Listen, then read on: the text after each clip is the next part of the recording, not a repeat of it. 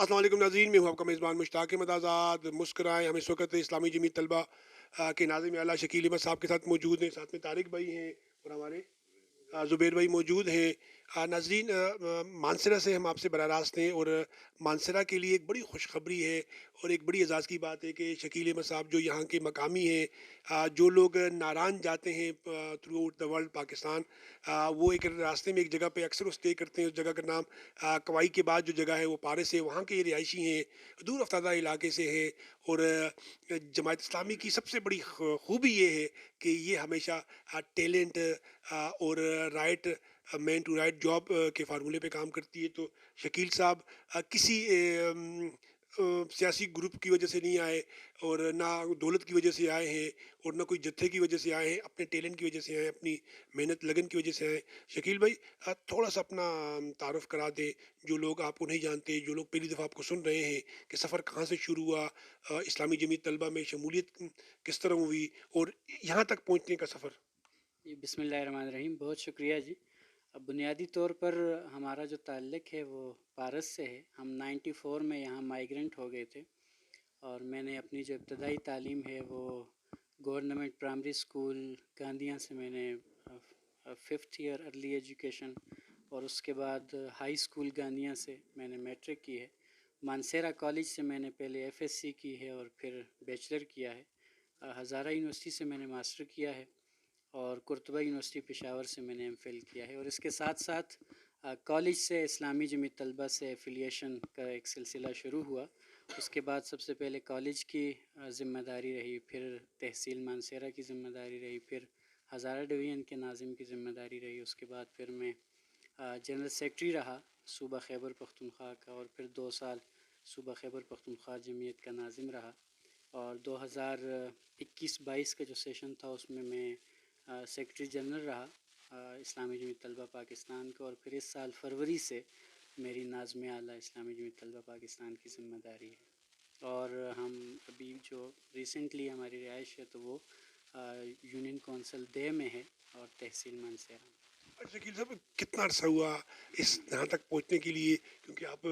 मुझसे छोटे हैं, नौजवान हैं, अभी भी आप बिल्कुल यंग हैं। इतनी जल्दी इतनी बड़ी कामयाबी के पीछे आप क्या समझते हैं, क्या चीज़ें कार फरमा थी? मेरी 2011 से ये सफ़र का आगाज़ है मानसेरा कॉलेज से और अभी 2022 है। इसमें बेसिकली किसी फ़र्द का अपना कोई किरदार नहीं होता, ये जमात इस्लामी है और उसका ये हुस्न है और ख़ूबी है कि जो इन फैक्ट रियल जो डेमोक्रेसी है और जो डेमोक्रेटिक कल्चर है internal political system Jamaat Islami का, उसके नतीजे में एक फ़र्द को ये पूरा मौका मुयस्सर होता है कि वो अपनी कारकर्दगी की बुनियाद पर, सलाहियतों की बुनियाद पर, ये फिर उसके लिए सारी राहें खुली होती हैं और फिर वो इसी के नतीजे में किसी भी मनसब पर पहुंचता है। ये मेरे साथ जो ज़ुबैर भाई हैं, ये इनका ताल्लुक़ तनावल से है और ये इस वक्त डिवीज़न के नाज़िम हैं मानसेरा के। और ये जो तारिक भाई हैं, इनका ताल्लुक़ सवाबी से है, लेकिन ये यहाँ पे 2013 में आए हैं और अभी ये मानसेरा के जमात इस्लामी यूथ के, जो हमारी यूथ की रिप्रेजेंटेटिव ऑर्गेनाइजेशन है, उसके मानसेरा के जनरल सेक्रेटरी हैं। तो ये बहैसियत मजमूई हमारी जो ओवरऑल तहरीक है उसका ये कल्चर है कि उसमें हकीकी मानों में जमहूरियत है और उसी की बुनियाद पे एक फ़र्द को आके आने का एक मुकम्मल मौका मैसर होता है। सर, शकील भाई, ये पुरखार रास्ता है। वैसे भी सियासत जो है वो कांटों का बिस्तर ही रहा है और जमीयत के जो तलबा हैं वो हमेशा बस जो है हर अव्वल दस्ते का किरदार अदा करते हैं। तमाम लोगों के लिए वो लड़ते हैं। वो जो है अपना हर यूथ के लिए, चाहे वो किसी भी जमात से, क्योंकि मैं खुद कराची यूनिवर्सिटी में रहा हूँ और वहाँ पर जमीयत के साथ रहा हूँ, तो जमीयत ने हर बंदे के लिए वहाँ पर ना सिर्फ जद्दोजहद की है बल्कि अपनी जानें भी नज़र की हैं। हम परवेज़ साहब के साथ रहे, हम शाहनवाज़ फ़ारूक़ी साहब के साथ रहे, हम अब्दुल लतीफ़ अबू शामिल साहब के साथ रहे, हम यहिया बिन ज़करिया के साथ निज़ाम रहा है कि जमात इस्लामी ने जो है वो तालीमी निज़ाम में जो है वो सियासत को लाया और जो बच्चे हैं उनको सियासत में लेके गए और उनके तालीमी निज़ाम को सवाल है ख़राब बुनियादी किया। तौर पर, एक सवाल तो स्टूडेंट्स के लिए मैसेज है और दूसरा ये है कि आप तालीमी इदारों के अंदर आप पे इल्ज़ाम लगता है कि आप पॉलिटिक्स करते हैं और आप सियासत को लेके आए हैं। असल में इस सवाल के अंदर सदाकत नहीं भी है और है भी किसी न किसी दायरे में। بنیادی طور پر 1958 سے لے کے 1984 تک تعلیمی اداروں کے اندر باقاعدہ اسٹوڈنٹس یونین کا ایک پلیٹ فارم موجود رہا ہے، اور پوری دنیا میں ڈیولپڈ کنٹریز کے اندر یہ اب بھی موجود ہے۔ اور ریسنٹلی ہمارے جو عمران خان صاحب ہیں، پاکستان تحریک انصاف کے چیئرمین، انہوں نے آکسفورڈ یونیورسٹی کی اسٹوڈنٹ یونین سے ابھی ریسنٹلی انہوں نے گفتگو بھی کی ہے، اور انہوں نے اس کو اپریشیٹ بھی کیا اور مثالیں بھی دی ہیں وہاں کی۔ تو یہ جتنی بھی مہذب اقوام ہیں یا ڈیولپڈ کنٹریز ہیں، وہاں کے تعلیمی اداروں میں باقاعدہ طلباء کو ان کا یہ آئینی اور جمہوری رائٹ دیا گیا ہے کہ وہ تعلیمی ادارے کے اندر اپنے نمائندے کو چنیں کہ جو ان کی بات کر سکے، جو ان کے حقوق کے لیے آواز اٹھا سکے، جو ان کے مسائل کو حل کرنے میں اپنا کردار ادا کر سکے۔ لیکن بدقسمتی سے 1984 کے اندر یہاں پر اسٹوڈنٹس یونین کو بین کر دیا گیا، اور ان پر جو الزام لگا وہ یہ لگا کہ تعلیمی اداروں کے اندر تشدد کے واقعات ہو رہے ہیں، اور اسٹوڈنٹس کا قتل ہو رہا ہے، اور زخمی ہو رہے ہیں، اور جھگڑے ہو رہے ہیں، اور قبضے ہو رہے ہیں، اور یہ چیزیں۔ لیکن اس الزام میں کوئی صداقت نہیں تھی۔ آپ اگر 1984 تک اور 84 سے لے کے اب تک کے اسٹیٹسٹکس کو نکالیں تو جب تک یونین موجود تھی یہ چیزیں اور مسائل انتہائی کم تھے۔ جب سے یونین بین ہوئی ہیں اس کے بعد ان چیزوں کے اندر بے تحاشا اضافہ ہوا ہے، اور جو ایک سیاسی تربیت کا پلیٹ فارم میسر تھا اسٹوڈنٹس کو کہ جنہوں نے فیوچر میں اس سوسائٹی کو لیڈ کرنا تھا، وہ حق ان سے چھین لیا گیا۔ پھر آنے والی حکومتوں نے مختلف ادوار میں اس بات کا اعادہ کیا، اعلانات بھی کیے، کمیٹیز بھی ریفارمز ہوئیں کہ ہم اسٹوڈنٹ یونین کے الیکشن کرائیں گے، لیکن ابھی تک کوئی بھی پولیٹیکل پارٹی اس میں سنجیدگی سے اس پر عمل درآمد نہیں کرا سکی۔ یہ تو آپ گیا اس کا پس منظر جو آپ نے بات کی۔ اب ہم پہ الزام لگتا ہے کہ ہم اسٹوڈنٹ تعلیمی اداروں کے اندر سیاست کرتے ہیں، تو دیکھیے اس ملک کے اندر ریڑھی والوں کی بھی یونین ہے، مزدوروں کی بھی یونین ہے، اساتذہ کی بھی یونین ہے، تاجروں کی بھی یونین ہے، اور تمام جو اسٹیک ہولڈرز ہیں ان کو یونین سازی کا اختیار آئین نے دیا ہے، قانون نے دیا ہے، اقوام متحدہ نے کے بنیادی جو چارٹر ہے اس نے دیا ہے۔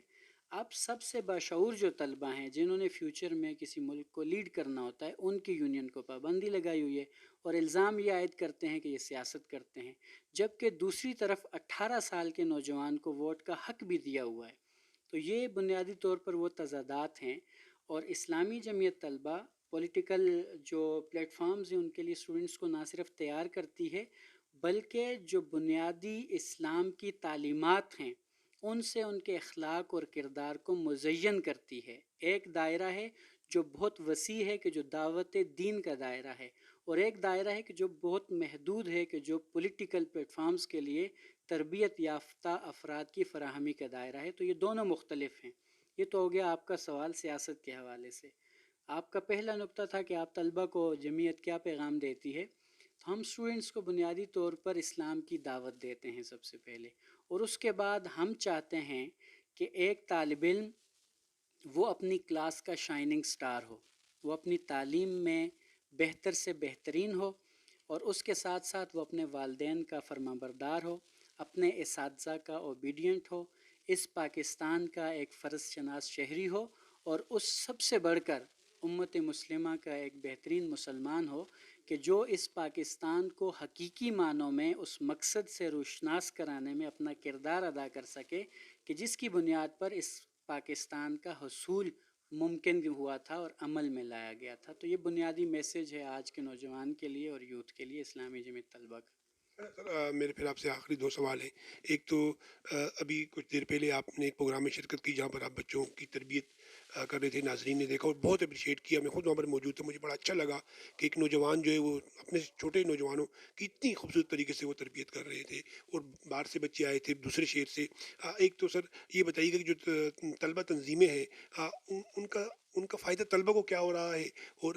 آپ کل ایک بہت عظیم الشان کنونشن ہو رہا ہے لاہور میں، تو اس کنونشن سے آپ کو کیا فائدہ ہوگا؟ کہنے کا مقصد یہ کہ طلبہ کو اور پاکستان کو کیا فائدہ؟ جی،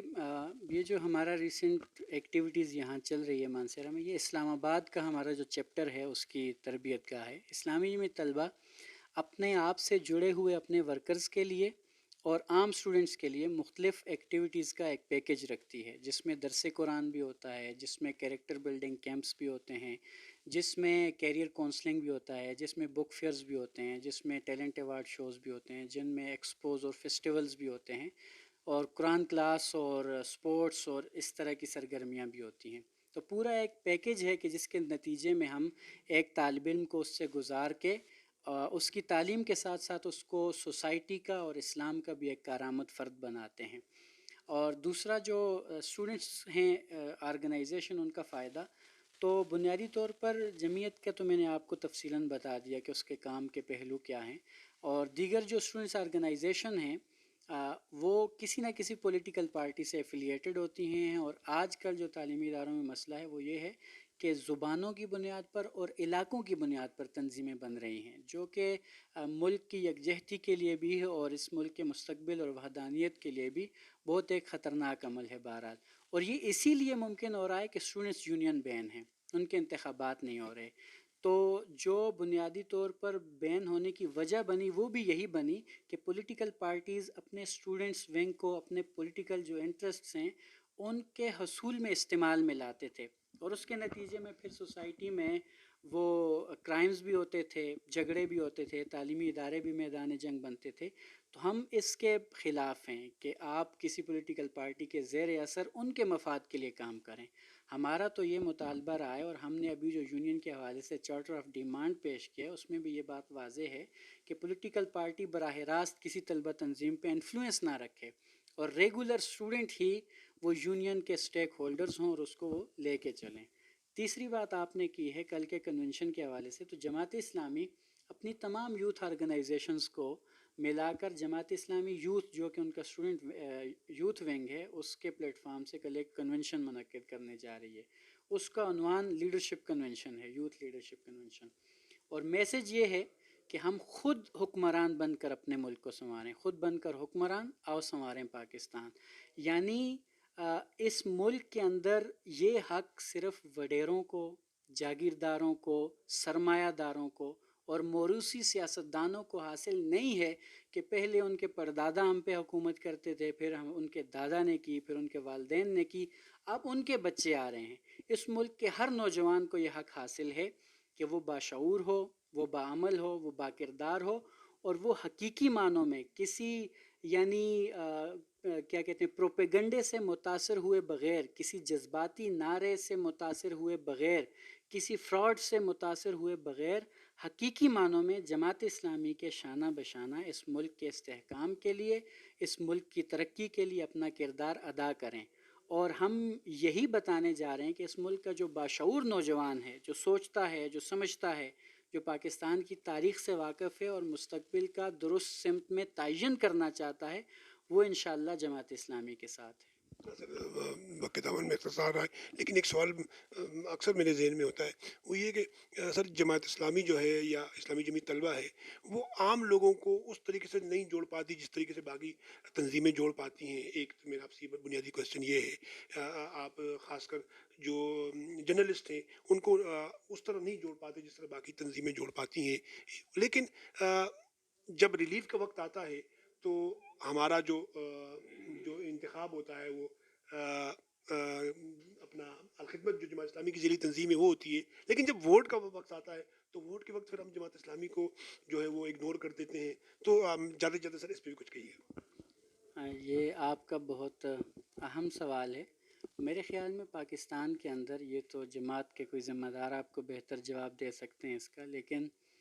پاکستان کے اندر خود یہاں آپ مانسہرہ کو دیکھ لیں تو کئی دہائیوں سے ہمارے اوپر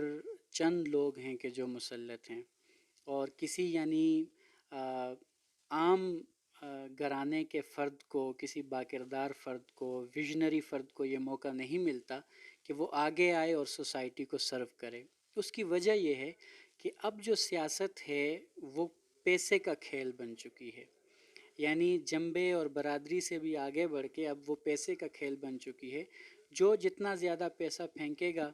اتنا ہی زیادہ وہ یعنی اپنے کامیابی کے امکانات کو روشن کرنے کے قابل ہوگا۔